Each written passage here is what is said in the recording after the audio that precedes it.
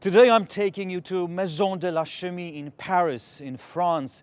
It's hosting the largest congress of Polish students studying at different universities across the continent, from Glasgow in Scotland through Germany to Milano in Italy. They meet every year in different cities of Europe to discuss the world. They're soon entering as young professionals, young scientists, young artists, and indeed future decision makers and opinion leaders. Which way are they looking? What are they afraid of? What are they counting on? And finally, what do they have to offer for the safer future of our planet? Let's find out.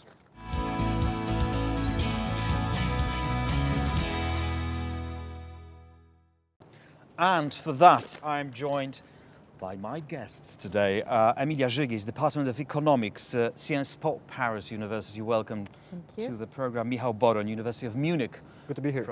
From Germany, here in Paris, in France. Welcome.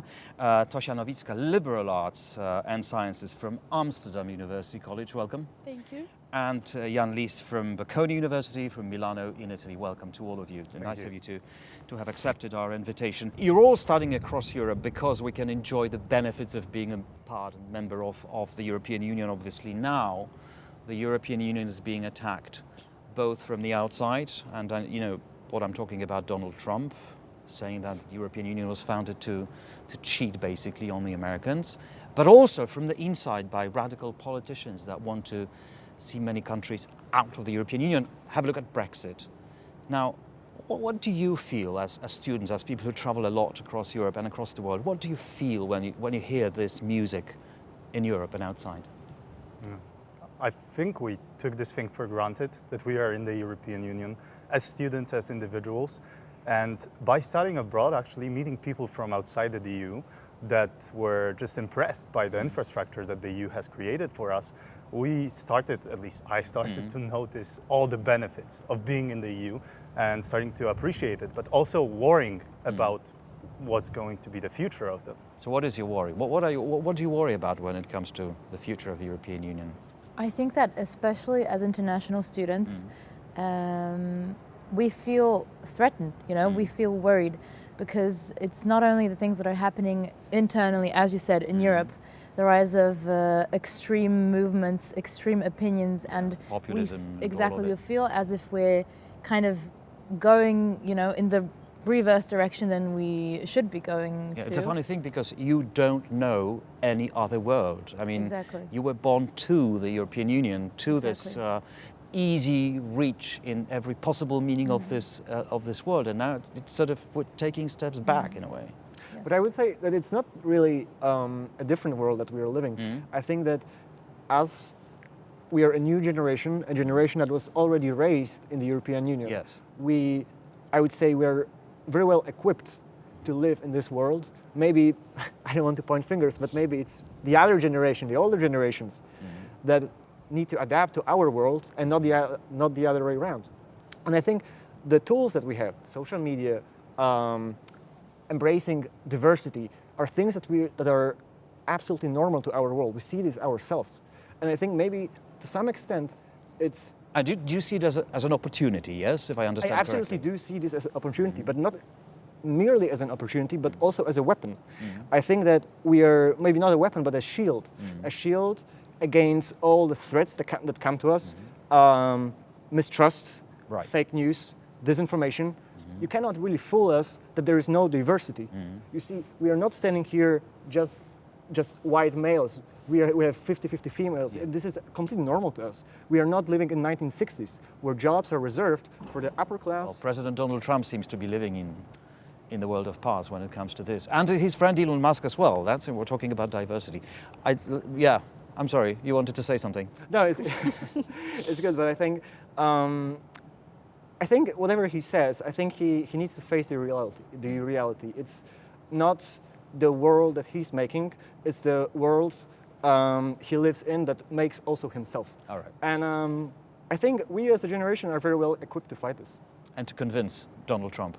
maybe not him personally, but I think we can convince other people around us. Well, sometimes he listens to what we do on our channel, so it might be the case. Yeah, Tosia, what do you to think? build upon that, like when you say about listening to younger people, Yes. I think what our generation also struggles with a lot is a sense of agency and like actually getting things done. Because I remember feeling this a lot during the protests considering Palestine and what's been Gaza. happening there in Gaza.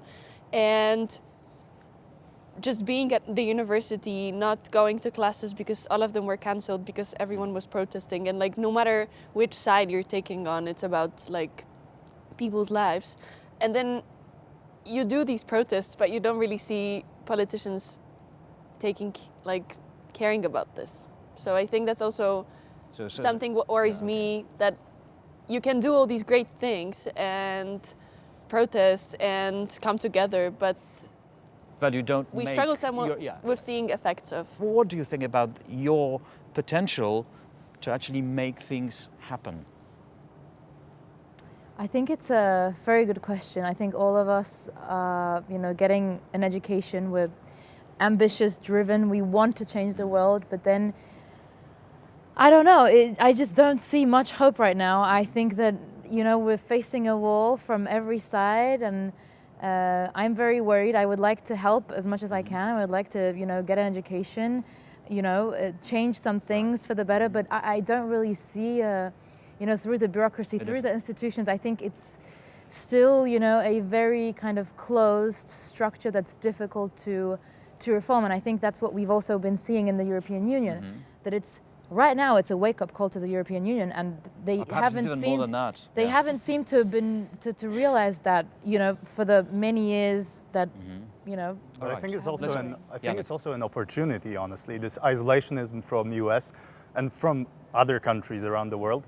This is the time that we take things in our hands and actually look at what we've got wrong and become stronger. And through the debate within Europe, I think that's becoming more and more possible. And actually we see countries within Europe now noticing that. And I think what distinguishes us from the US is that we really try at least to stay true to our values. We see this erosion of values today in the US. People start asking questions if we are still the same America we used to be in the 1960s, let's say. And I think that Europe still stays true to its own values. Is it going to be the case? I think for the next future? at least a few years, yes. I don't know. Because look at what's happening. The radicalism is growing in Europe as well. Yes. Have a look at France. Have a look at even at Germany, 20% AFD. Yes. Even in Poland and in other countries. It is a growing problem, isn't it? Yeah. But I think it's showing actually the pain points and the things that have to be changed. Of course, I think we are pursuing the values and we are true to the values, but perhaps we have lacked something in pursuing them. Like we don't have a particularly effective strategy, and all those radicalisms we have talked about, they're actually pointing to what we have to, we have to reorganize. Right. I agree with this. I think that we should really show our fellow citizens that staying true to those values is beneficial. It's better than not having them. There are many things that in America that do not work. We have healthcare system, we have social security system, we have many systems that prevent us from losing our jobs and just landing on the street. And I think we should really show people that these systems are what distinguishes us from a system that's in the US. Let me ask. Show the Tosia. benefits. Sorry. Tosia. Just, I want to respond to this because I went to the US for an exchange last year, and it really hit me when I was there because that's when the elections were. And I remember when Trump was elected thinking like, oh my God, what's going to happen now? Like LGBT rights, women's rights, Gaza, Ukraine. Diversity. Diversity, basically. But I think we have to also take a bit of perspective, what you were talking about with our European values, that we have a lot of privilege in like bearing these values, because in the US, maybe the motivations of some people were just to have the healthcare, to have the roads, to have the schools, to have the free education. And I think we need to also take into account our privilege in Europe. So let's talk about Europe. Coming back to what you said, that it's an opportunity to change things. How would you, I'm asking your young minds and intellects, what to change and how to change, because politics is becoming more and more of a transactional one now, and values are being sort of, well, that inverted commas of course, forgotten.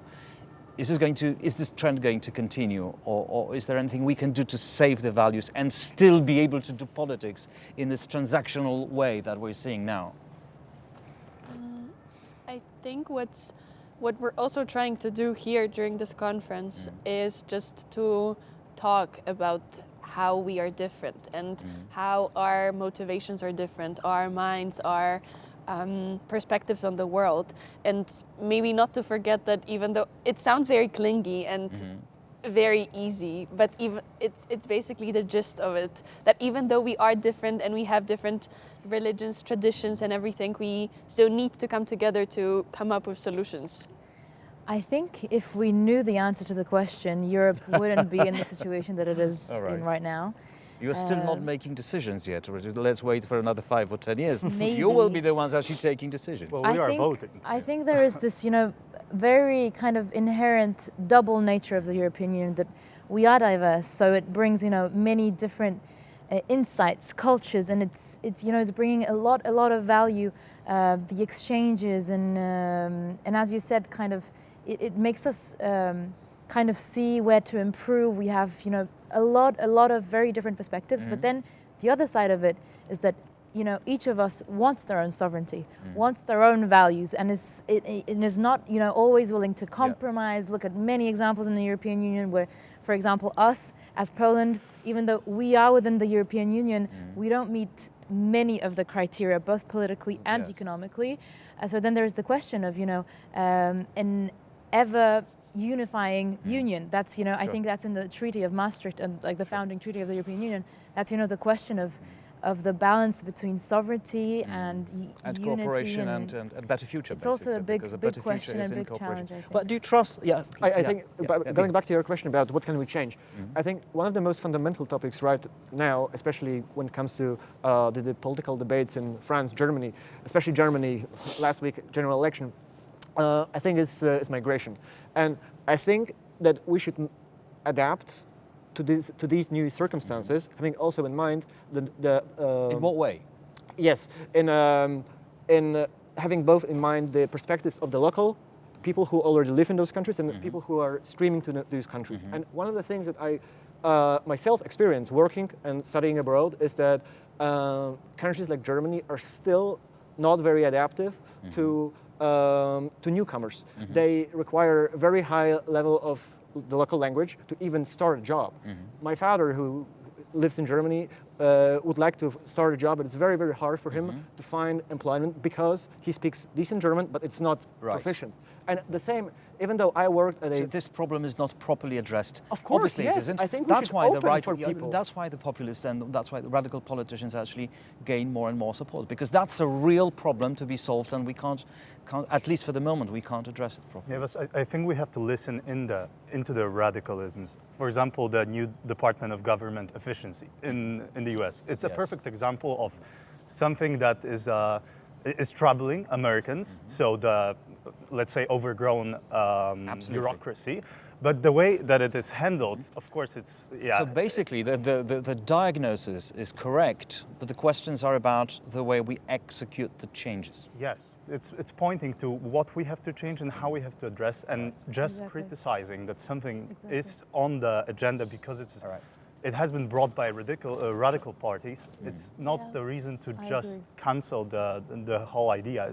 It's something to listen into. 100%. I agree 100%, because I think those people are coming from somewhere, they see the world around them and they have a reason to radicalize. If we look at, the past wars, we see that it's coming from societies that have been in bad shape and whose politicians were unable to act. We're just ignoring, we're thinking, yes, they're becoming extreme. Let's just, it's not, someone to listen to. Okay. So I think we should listen into it and actually address those problems and be open. What do you mean by we? I mean, my next question is, do you trust politicians? Do you trust that politicians can actually do this job for us and for you in the future? The ones we vote for, I guess. Yeah. I think it's a very At least we hope so.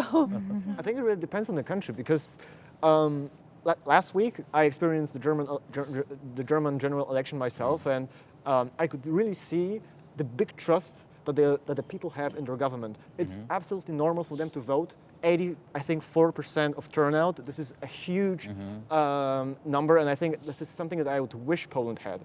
Do we trust the Polish government? Can we trust the Danish government? Say, can we trust the German government? I think it's not really in the same category. Yes. What are the differences? I think we should really focus on the differences between these two these categories and try to adapt so that we can maybe take the best lessons out of those success stories, maybe transform them also to the new environment like Poland, for example. Would any one of you like to become a politician in the future? Are you considering it? So, I think it will be necessary. Well, that's at your some reaction. point. Your reaction is actually it's a kind of a sign what you think about politicians. You just started to laugh straight away. I think that's, the big question that we, for example, look at Polish politics. We see the duopoly that's been going on since the fall of communism. And I think it's impossible to stay in politics and to play clean.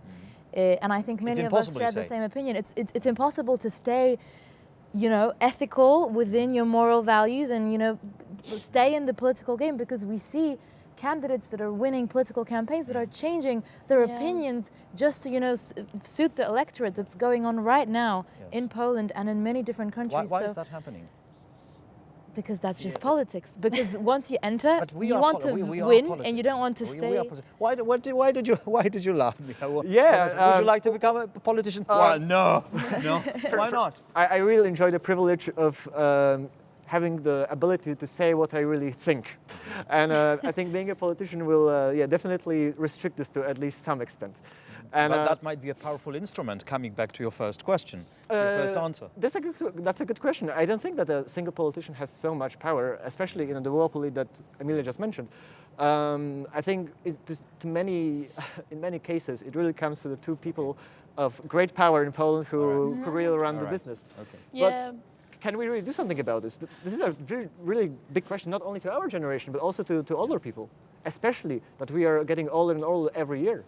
And that's true. That's actually true. That's our, not debatable. And That's you not asked, debatable. going back to your first question, we will be the minority in the Polish population very soon, because we will be ruled by older people. Not like 60-year-olds, but 50s, 40s. Like we'll be 20, and still our vote would not count the same much as the older support. Right. Tosia. Yeah, I also think that I'd like to think at least that we are just aware of how much a responsibility it would be a politician, because I don't know, I would be afraid that I would promise some things and then I wouldn't make them happen. And So that's about values. You're complaining about not being able to make your agenda work.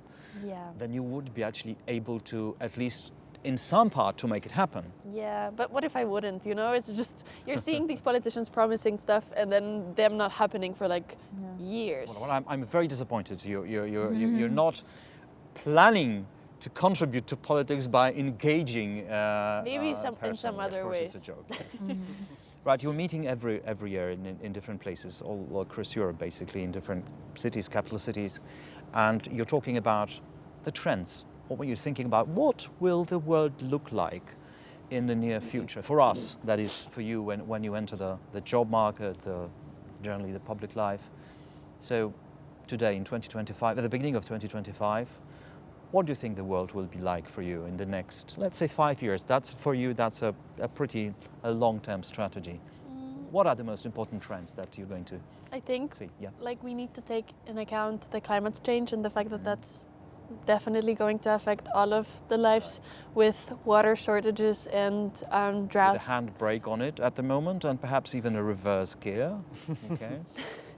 Yeah, we don't like to think about that because we are very privileged, so we don't really see the immediate effects of it. Yeah. But I think it's important to take that into account. So that's one thing. What else? Yeah. I would say the housing crisis is one of the most pressing issues. And you're talking about Poland or Europe? Or? I would say Poland is getting very competitive when it comes to housing, but definitely Western Europe is much more competitive. I think, especially cities like Paris, like Munich, where I live.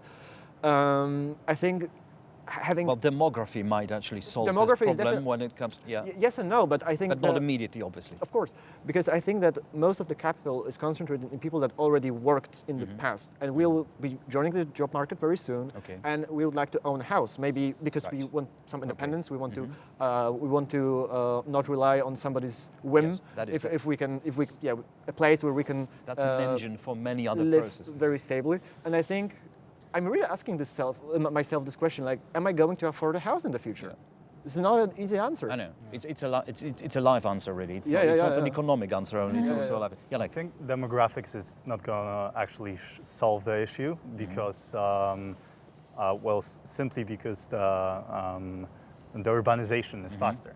So that's already been proven, and that issue is still going to be very much an issue for us in the Okay. future. And I think there is a question about social housing, which was very vocal during the last elections, and now it just vanished from the debate. okay. So And- if I were to ask you about the trend that you think that you would put an emphasis on Yeah. in the future, then what would it be? Well, we've done now housing. mostly, obviously, 5-year perspective. We are mostly worried about climate change, but also about the war. About so the the war. negotiations, they are very much we just What, follow what are them. you counting on? How do you think the whole thing? Well, obviously, will we are standing with Ukraine as I think Do you individuals believe and as a country. Do you believe the war will end in 2025 this year? I'm afraid it will end. Yes, but not You're on afraid conditions because the terms of the terms, peace will actually mean that it's a frozen war that might. Yeah, they will rather not be favorable to unfortunately Ukraine. But I think Trump has made such a big point of ending this war in his campaign and in his first days of presidency that it will follow to end. I Emilia. think in the next 5 years, the main question, at least for me, is security, because housing doesn't matter if there is war, you know. So I think that's what there is the big question mark, because I feel like the most powerful politicians out there are not the most predictable people. So it really doesn't depend on us, or I think A euphemism, yeah. to a large extent it doesn't depend on us. So my hope is that it's going to be a peaceful future. Just a last question. That's a big question, but please go on with rather short answers. Anne Applebaum, I'm sure you know the name. She's written a book, Twilight of Democracy. Yes. A very strong and powerful title. Do you believe that we are in the twilight of democracy and that we need to do something to actually save it, to provide a shield against populism and radicalism? Or is it too much? Or is it just a rhetoric? I believe that we're definitely not nearing the end of democracy, but democracy is having some, let's say, test that needs to that needs to show that it's still a very strong answer to populism, to all the threats that it's facing. But Right. I would not say it's definitely the end of history, as Fukuyama said. We're definitely not there. I think it's a critical point for democracy, but I also believe strongly that it will prevail during this test and during this critical time, and it will show its strength during that crisis. And actually, as Europeans, will get the better of these times. Tosia. Yeah, I think as the globalization makes its presence, we're more and more aware of the benefits of democracy, Yeah, and studying at different universities and getting the benefits of open borders. Sure. And finally, Emilia. I'm still kind of debating, because I think we also can't take the word threat to democracy for granted, because the USA as the beacon of democracy, even though there is a rise, there is a rise of movements that make us a bit worried. I still wouldn't say that the democracy in itself, doesn't exist. Same in Europe. That was the case in Poland, for example, when people say democracy didn't exist and the opposition won. So I think this is also a question where, to not generalize things. Okay. However, I do think that we should do everything we can to preserve democracy, and that is also something that we're going to talk about in many different contexts during the conference. Good luck with that. Fingers crossed. Thank you. And Thank good you. luck. Good luck with your careers as Thank well you. after you graduate. Maybe political ones. Yes. After this interview. After this interview. Emilia Żygis, Michał Boroń, Tosia Nowicka, Jan Lis. Thanks for joining us Thank on you. TV Thank World. you. Thank you very much.